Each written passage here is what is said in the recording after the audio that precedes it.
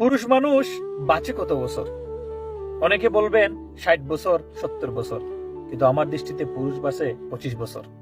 এই 25 বছর পর্যন্ত পুরুষের হয়তো খেলাধুলা করে রং করে চলে যায়, কিন্তু 25 বছর পর পুরুষে হন্য হয়ে পাগলের মতো খুঁজতে থাকে চাকরি। যাই হোক, অবশেষে যখন চাকরিটা মিলে যায়, তখন পুরুষের স্বপ্ন হয় একটা গড় তোলা, একটা ভালো কিছু করা।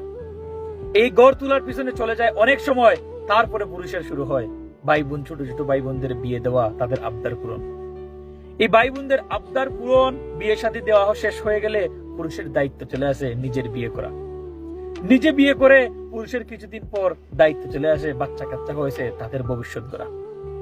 পুরুষ যখন বাচ্চা কাচ্চার ভবিষ্যৎ গড়ে ফেলে, তখন শুরু হয়ে যায় পুরুষের প্রতি অবহেলা। কারণ তখন যে সে 50 ছুঁই ছুঁই বয়স হয়ে গেছে, তখন সে কিভাবে বাঁচবে এইসব করে করে চলে যায় আরো কিছুদিন।